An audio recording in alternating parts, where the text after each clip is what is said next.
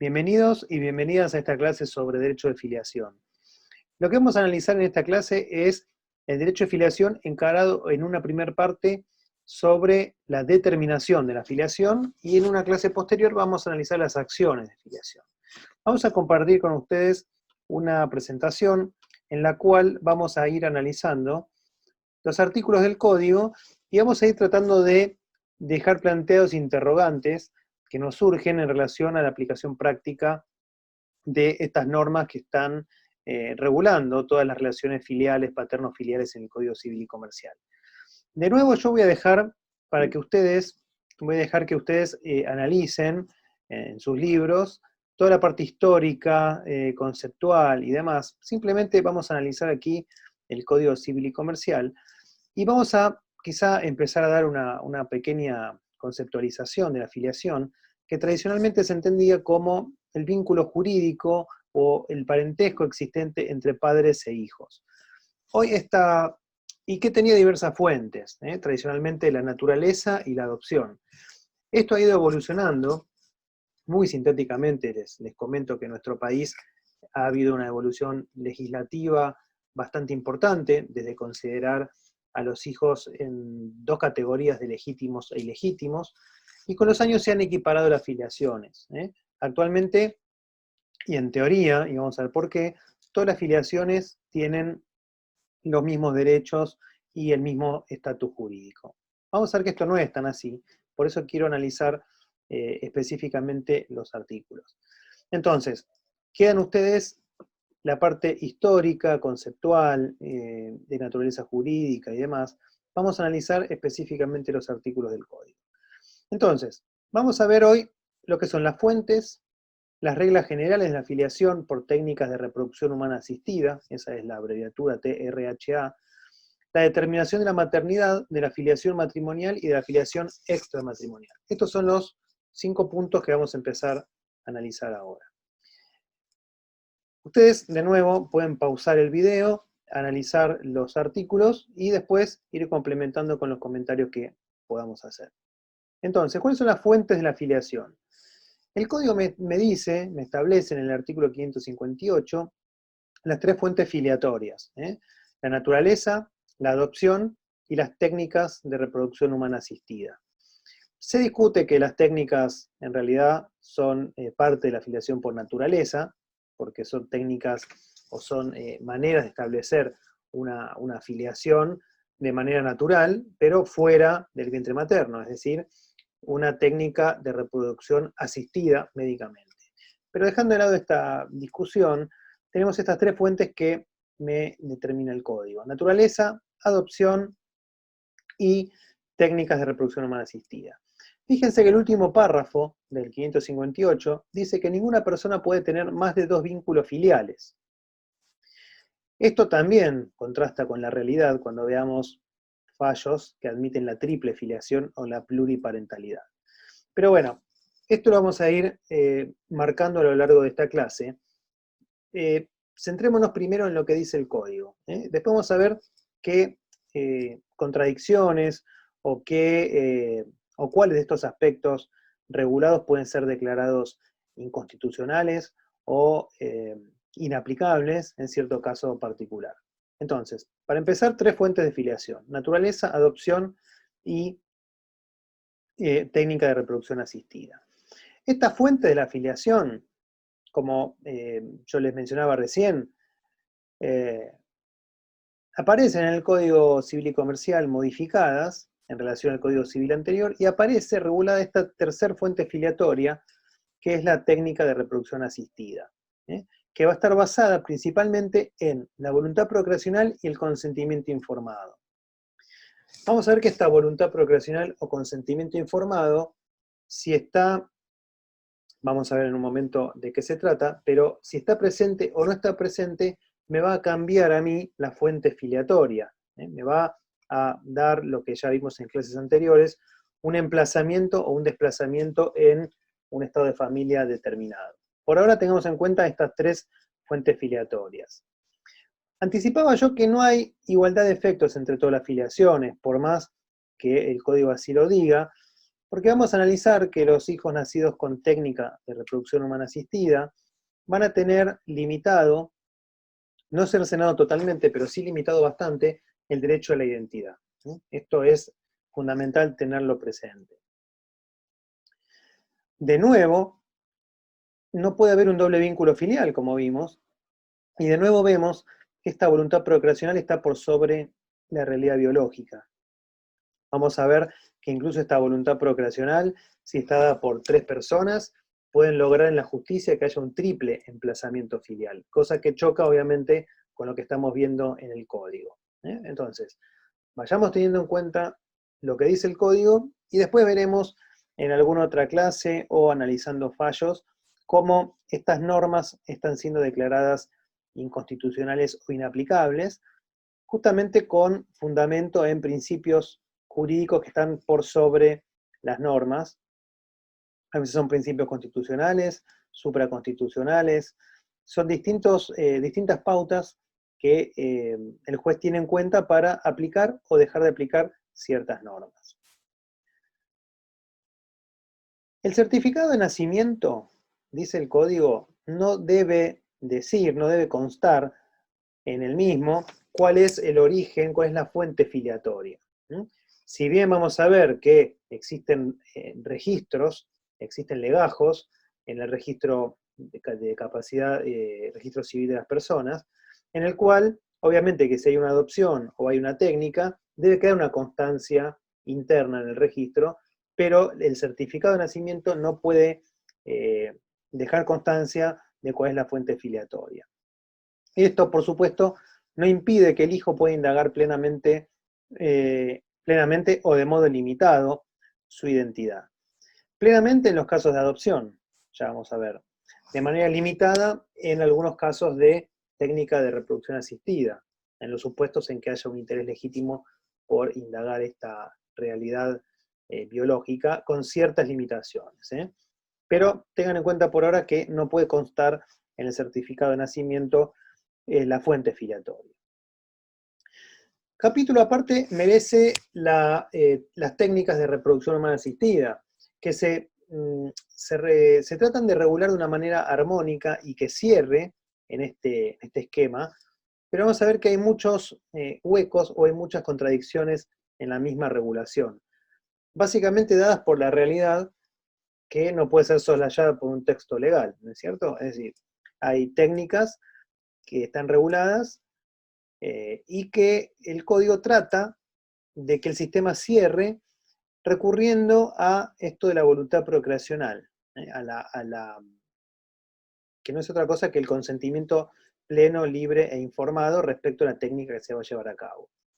Vamos a ver que esto es muy importante, porque de existir o de no existir este consentimiento, me va a variar el emplazamiento, como vimos hace un rato. Entonces, ¿cuáles son las reglas generales? Digamos, el núcleo de el eje rector en la filiación hoy por hoy es la voluntad procreacional o el consentimiento informado.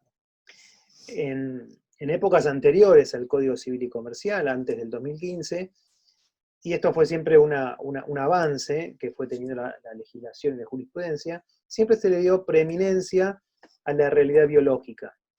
Realidad biológica que hoy está relegada en virtud de que el consentimiento informado está por sobre ella cuando hay una técnica de reproducción asistida.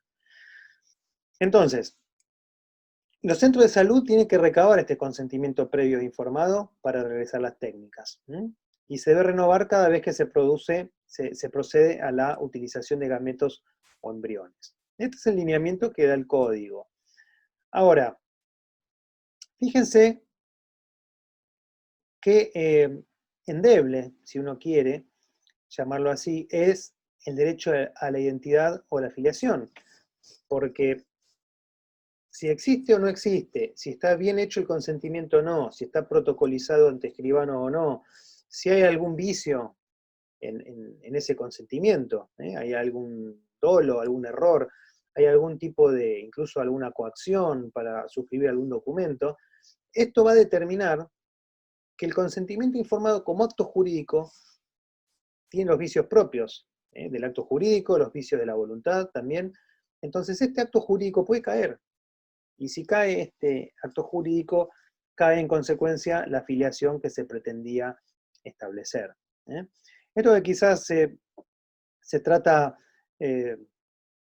no sé si alegremente, pero se trata como una panacea en estas cuestiones de técnicas de reproducción asistida, es realmente muy delicado porque, insisto, determina determinado emplazamiento o puede ocurrir un desplazamiento en virtud que esté bien o mal hecho. Más allá de los planteamientos jurídicos, filosóficos, morales, etc., ante determinada técnica que no está regulada en el Código Civil y Comercial, como vamos a ver más adelante, pero vayan viendo que estamos hablando de un acto jurídico. La voluntad procreacional no son las ganas de ser padre o madre, como vulgarmente quizá a veces se puede llegar a interpretar, sino que estrictamente basándonos en lo que dice el código, la voluntad procreacional es el consentimiento informado. El consentimiento informado es una manifestación de voluntad, es un acto jurídico. Por lo tanto, corre con la suerte de todos los actos jurídicos, con la trascendencia particular que tiene en estas cuestiones, ¿no es cierto? Y acá el código nos dice cuál es la forma y los requisitos de este consentimiento. Ustedes véanlo, recién mencionamos la protocolización ante escribano o su certificación ante el Ministerio de Salud. Les detallo aquí algunas de las normas que regulan este consentimiento informado o, en realidad, el fundamento de este consentimiento informado también está dado por las leyes de derecho del paciente y de protección de datos personales, en los casos de un donante anónimo de gametos. Es decir, que se trata de preservar la identidad del donante. Esto también lleva, porque si no, en estos casos no habría quien done gametos si se arriesgara a que luego hubiera algún reclamo de filiación patrimonial también en base a alimentos en su contra, ¿no es cierto? Es decir, y acá hay una paradoja. Se protege la identidad del donante, pero la identidad del nacido está bastante limitada, como vamos a ver. No va a poder indagar, en el caso de técnica, quién fue este donante, salvo motivos fundados o temas de salud. O sea que acá el derecho a la identidad que mencionábamos al principio está bastante limitado para las personas nacidas a través de una técnica. Tiene su lógica, porque si no, no funcionaría el sistema, pero también tiene esta contradicción y puede haber o puede darse lugar a el planteo de alguna inconstitucionalidad al momento de entablar alguna acción de filiación, como vamos a ver en la próxima clase. Esta voluntad procreacional, entonces, me va a determinar que los nacidos por técnica son hijos de quien da luz, ya no se habla de madre en el código, sino de quien da luz o de la persona que da luz. Esto puede haber un cambio de género y esto se enmarca en la ley de identidad de género, que ya no se habla de madre, sino persona que da luz, porque puede ser una mujer o puede ser un hombre trans. Entonces, de esta manera se preserva esta posibilidad de que se denomine de esta manera persona que da luz y no mujer o madre, porque no siempre puede haber una identidad de género en ese sentido. Entonces, quien da luz va a ser el progenitor, también hay un tema con las palabras, ¿no? El progenitor o la progenitora, como se quiera denominar. Y también va a ser hijo o hija del hombre o de la mujer que prestó su consentimiento previo o informado. Es muy difícil hoy el lenguaje en materia de familia, es muy difícil tratar de abarcar todas las realidades. Por eso el código adopta un lenguaje neutro, la palabra madre, mujer, paternidad han sido eliminadas del código y se opta por un lenguaje lo más neutro posible en base a esta ley de identidad de género y para tratar de abarcar todas las realidades. Y vemos que también se queda corto el código con esto. Entonces, Los hijos que nacen por una técnica de reproducción asistida son hijos de quien da luz y del hombre o la mujer que prestó el consentimiento, debidamente inscripto, ¿no es cierto?, en el registro de las personas, y esto es importante, el último párrafo, con independencia de quien haya aportado los gametos. ¿eh? O sea que quien aporta los gametos, esta realidad biológica ya no va a ser relevante para el código, más allá de los planteos que se pueden efectuar al respecto, pero la ley dice que no es relevante y esto lo va a repetir en cada acción de filiación, cuando se quiera impugnar o se quiera reclamar una filiación. Si hubo técnica y hubo consentimiento informado, va a estar limitada la acción de filiación. Como decíamos, el eje del nuevo esquema filiatorio prevalece este consentimiento sobre el vínculo biológico. La filiación se determina mediante un acto jurídico. Entonces, atención.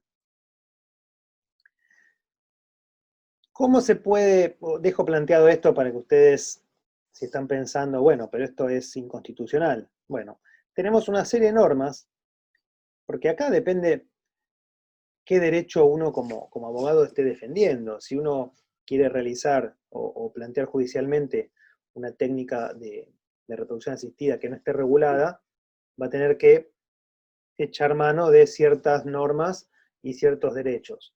Si uno quiere, al contrario, impugnar, pensemos en el hijo que quiere indagar su realidad biológica y las normas se lo impiden, bueno, va a tener que hacer un planteo al contrario, de inconstitucionalidad de ciertas normas. Entonces yo les dejo aquí algunas de las normas. La Ley de Protección Integral de Niños, Niñas y Adolescentes, que no fue derogada por la reforma del Código Civil y Comercial. Allí se habla del derecho a la identidad de los niños y niñas. La Convención de los Derechos del Niño, de rango constitucional. La propia Constitución Nacional, con el derecho a la igualdad. La autocontradicción que tiene el propio Código Civil y Comercial. Vean ustedes el artículo 51 y el 55, si no se contradice con lo que estamos viendo. Entonces ahí tiene alguna línea argumental como para hacer algún planteo más adelante. Decíamos que las personas nacidas por técnica tienen un derecho a la información, y acá hay que distinguir algo. Una cosa es saber cuál es mi origen, y otra cosa es establecer un vínculo jurídico con esa persona, con ese progenitor o con esa persona que aportó los gametos. Es decir, una cosa es saber quién es quien aportó los gametos, y otra cosa es establecer un vínculo filiatorio. Esto es lo que está prohibido por ley. Después veremos si esto se puede impugnar o no. Pero la ley me prohíbe establecer un vínculo filiatorio con esa persona. Sí me permite conocer quién es esa persona por motivos fundados o por motivos de salud.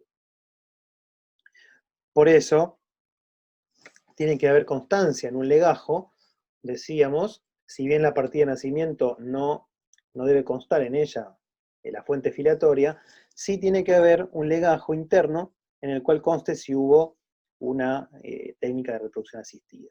De nuevo, aquí tienen las leyes que pueden ampliar estos fundamentos. ¿Qué tiene que constar? ¿Cuál es el contenido de esa información? Bueno, temas de salud o identidad del donante por razones debidamente fundadas. Ahora, esto se enmarca en un supuesto de apertura o cierta flexibilización o intermedia respecto al derecho a la identidad. No es que está prohibido absolutamente indagar la identidad, sino que en ciertos casos, temas de salud y razones fundadas. Yo me pregunto si no es una razón suficientemente fundada querer saber quién soy, querer saber cuál es mi origen, si yo nací mediante una técnica. Obviamente, esto es violatorio de toda normativa de jerarquía constitucional. Ya vimos esto hace un ratito, el tema de la reserva de la identidad del donante. Y vamos a ver, cuando veamos las acciones de filiación, que no se puede establecer un vínculo biológico con el progenitor biológico.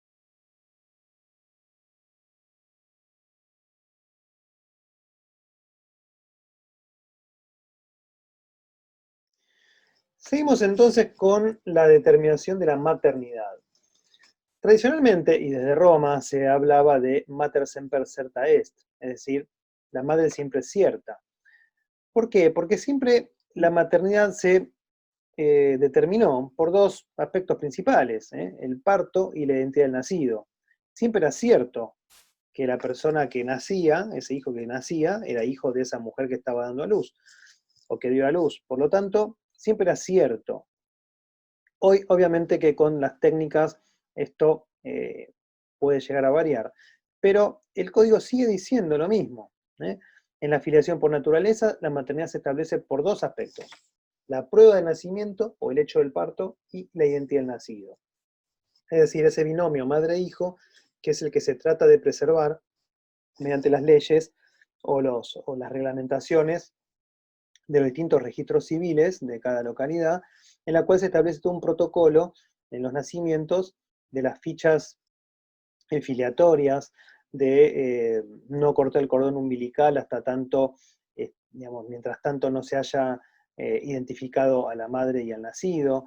Es decir, una suerte de recaudos para asegurar ese binomio madre-hijo. Es decir, esta maternidad se va a determinar por estos dos supuestos, y acá no interesa la voluntad de la madre. No hay un reconocimiento del hijo como en alguna otra época. La madre no reconoce al hijo, simplemente se inscribe ese nacimiento y allí queda establecida la maternidad. Digo allí no al inscribir, con esta identificación de dos supuestos: el parto y la identidad del nacido. Ahí queda determinada la maternidad, porque puede o no haber una inscripción posterior, pero la inscripción en el registro o el reconocimiento no hacen, o sea, no determinan un emplazamiento. Si hay técnica de reproducción asistida, tanto en el matrimonio como en una relación extramatrimonial, también va a haber un emplazamiento que viene por añadidura, es decir, ya lo vamos a ver cuando veamos filiación matrimonial y extramatrimonial. Pero si una mujer da a luz mediante una técnica de reproducción asistida y su cónyuge o su conviviente dieron el consentimiento informado, también va a haber un emplazamiento respecto a ellos. En un caso va a haber una presunción de filiación y en otro puede haber, perdón, una presunción de filiación, pero si hay técnica, va a haber también un emplazamiento en ese sentido. Es decir, si una mujer casada realiza una técnica de reproducción asistida sin el consentimiento del marido, del cónyuge o la cónyuge, no va a haber un emplazamiento respecto a esa persona. Esto lo vamos a ver en un ratito. Pero simplemente acá les quiero marcar que la madre, la maternidad, va a estar determinada por el hecho del parto y la identidad del nacido. Si además hay consentimiento informado, porque hubo una técnica de reproducción asistida, puede haber otros emplazamientos que se adicionen. Se los menciono acá porque es interesante que ya lo vayan teniendo en cuenta.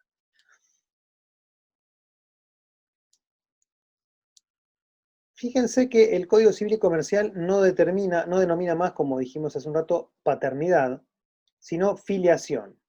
Filiación a secas, es un término más neutro. Madre legal va a ser quien dé a luz. Si una persona, nace mediante una técnica, ¿habrá o no vínculo de filiación con la pareja o cónyuge si me dio por parte de estos un consentimiento informado? Acá estoy resumiendo esto que les mencioné hace un rato. ¿Qué pasa si esta mujer que da a luz mediante una técnica no obtuvo el consentimiento informado de su pareja, conviviente o cónyuge? Bueno, no va a haber emplazamiento respecto a ellos. Va a ser hijo de quien aportó los gametos. La ley 26.413 también complementa este artículo, ya que instrumenta cómo opera la prueba del nacimiento. Es decir, que, en resumen, maternidad, parto, identidad del nacido, con las variantes de la técnica. Si hay técnica, también hay que analizar si hubo o no consentimiento informado. Avanzamos entonces con la determinación de la filiación matrimonial. Esto es lo que antes se llamaba la paternidad matrimonial. Hoy el código habla de filiación matrimonial. Y aquí hay una presunción, porque el padre siempre fue el que demostraba las nupcias. Estamos hablando de una mujer casada, una persona casada que da a luz. ¿Qué pasa?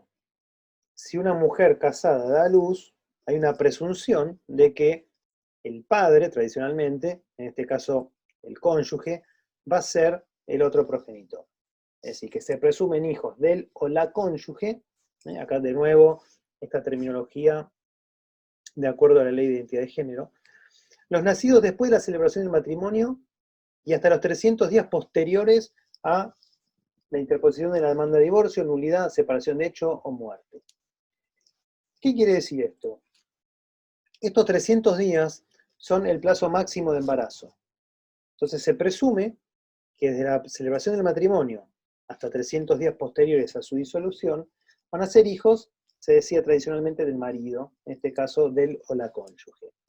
Y obviamente esto no rige si hubo técnica de reproducción asistida y el cónyuge de la mujer que da a luz no prestó su consentimiento informado. Allí se va a regir por las normas de la filiación por naturaleza. Esta presunción obviamente es iuris tantum, ya el término marido fue eliminado del código, o digamos no fue incorporado al código nuevo, y bueno, estos son algunos aspectos que estuvimos mencionando recién. Y acá yo les menciono, no voy a mencionar una por una, pero las voy a ir pasando para que ustedes puedan pausar el video y viéndolas, distintas alternativas de mujer casada con un hombre que da luz sin técnica, mujer que da luz con un hombre, perdón, mujer casada con un hombre que da luz con técnica, mujer casada con un hombre que da luz con técnica, sin consentimiento, con consentimiento, mujer casada con una mujer, con técnica, con y sin consentimiento. Ustedes vayan viendo estas posibilidades. Hay muchas más, pero simplemente me atengo a lo que dice el código. Después la realidad indica que hay otras circunstancias que pueden ocurrir que al final de esta clase las voy a mencionar. Entonces, ¿qué pasa con la separación de hecho? La presunción de filiación que veíamos recién no va a regir durante la separación de hecho, pero eso no impide que si las partes están de acuerdo puedan inscribir a ese hijo otorgándole un emplazamiento jurídico. Esto es para guardar coherencia con el sistema que implementa el Código Civil y Comercial. En el caso de matrimonios sucesivos, ustedes van a ver también que el 568 habla de plazos. Ustedes véanlo con detenimiento, háganse una línea de tiempo para analizar en qué momento nace ese hijo. Se trata de los supuestos en los cuales se superponen presunciones. Presunción del matrimonio anterior con la presunción del nuevo matrimonio. Dependiendo en qué momento nace el hijo, analizando los plazos mínimos y máximos de embarazo, van a saber si la presunción se aplica, digamos, si padre o progenitor es el cónyuge del primer matrimonio o el del segundo. Esto obviamente siempre es una presunción iuris tantum. Siempre son presunciones iuris tantum, es decir, admiten prueba en contrario. ¿Cómo se determina entonces la filiación matrimonial?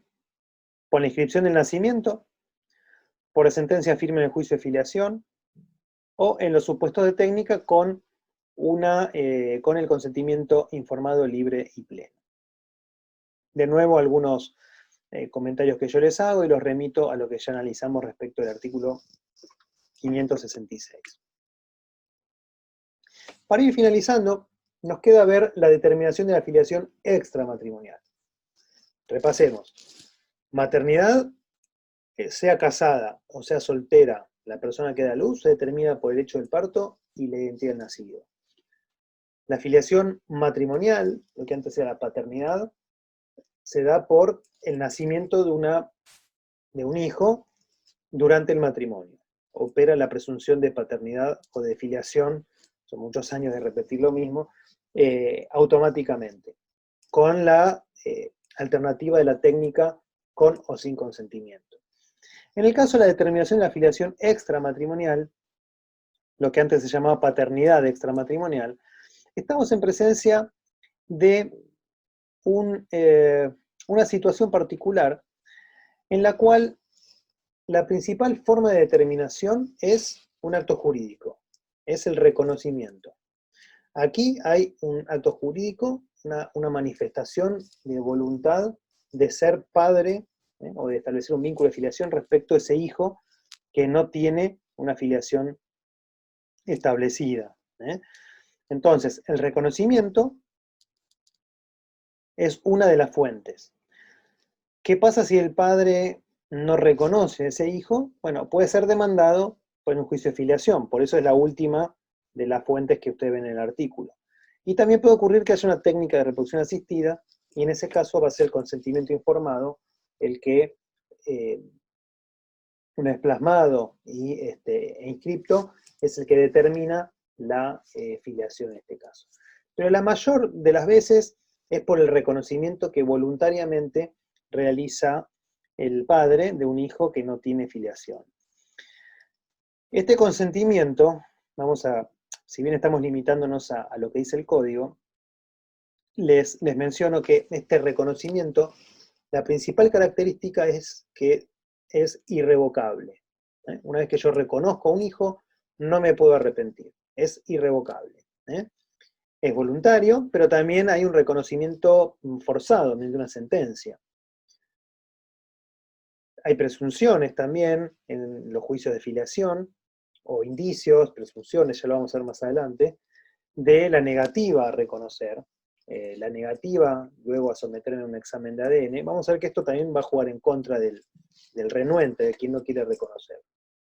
Pero acá estamos viendo el supuesto en el cual hay un reconocimiento voluntario, o hay una técnica de reproducción asistida.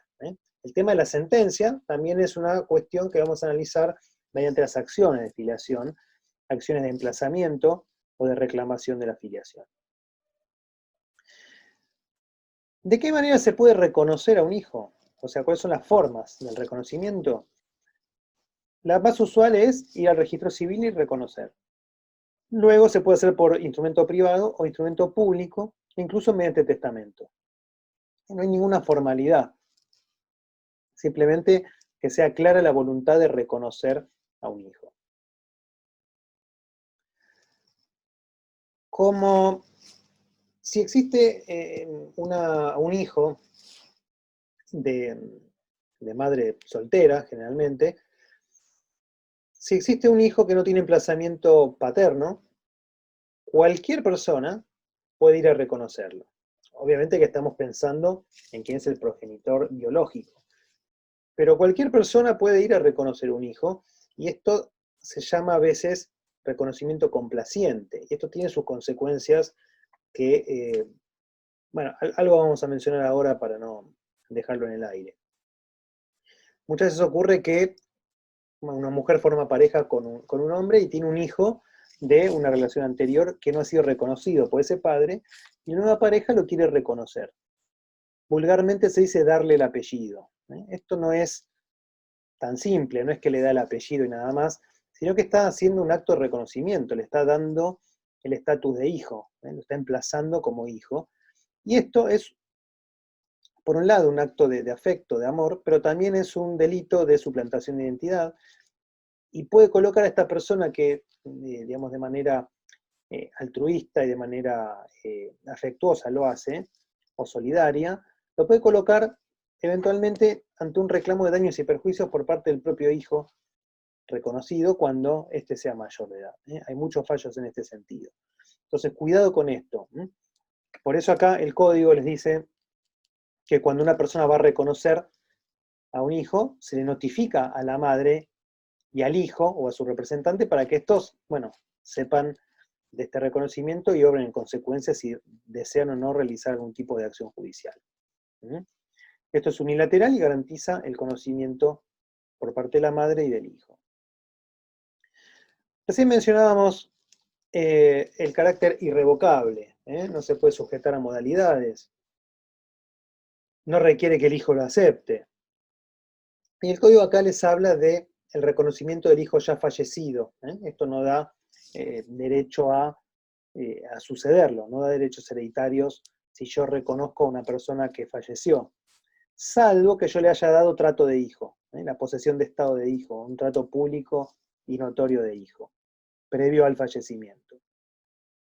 Se puede también reconocer a un hijo por nacer, esto queda sujeto obviamente al nacimiento con vida. Y en las técnicas de reproducción humana asistida también volvemos a lo mismo, volvemos al consentimiento libre, informado, prestado de conformidad a lo que dice el código. Acá se reiteran simplemente los lineamientos del código que ya hemos visto. Acá yo les marco los fundamentos del Código Civil y Comercial que establecen esto de la voluntad procreacional como elemento central de este esquema de filiación. Es repetir básicamente lo que vimos hace un rato. Para terminar, traté de darles una visión estrictamente de lo que dice el código.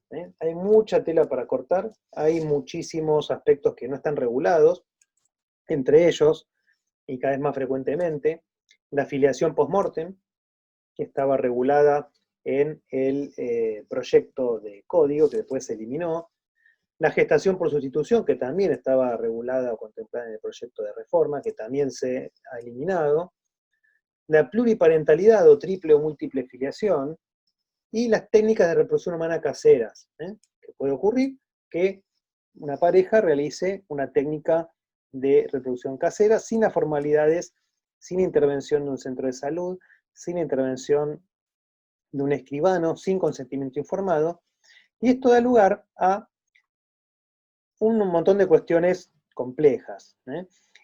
Cada vez más en tribunales uno ve que se admite la gestación por sustitución, la filiación post-mortem, se está avanzando hacia el reconocimiento de nuevas formas familiares y la pluriparentalidad, incluso se han reconocido técnicas de reproducción humana asistida caseras, pero obviamente esto requiere de un planteo fundado, un planteo de inconstitucionalidad fundado, o un planteo de inaplicabilidad de normas, y esto obviamente no garantiza que se vaya a canalizar de una manera llana y de manera muy simple en tribunales, porque cada juzgado va a tener su criterio interpretativo, aunque se está avanzando cada vez más en reconocer que este esquema que acabamos de ver del código de determinación no termina de cerrar. Por más que esté ideado para que cierre con el consentimiento como una suerte de candado que se abre y se cierra y da lugar a un emplazamiento o no, vemos que la realidad avanza sobre la legislación, esto ha sido siempre así, y que los jueces y los abogados, tenemos que hacer los abogados planteos creativos y fundados, porque hay situaciones de hecho que tienen que ser evidentemente reguladas. Bueno, de este modo damos finalización a esta clase, y bueno, espero haber dejado planteado algunos interrogantes. Más que nada la idea era justamente analizar el código artículo por artículo y dejarles planteado estos interrogantes, estas nuevas realidades, y que investiguen ustedes la jurisprudencia que hay en este sentido. Hasta luego.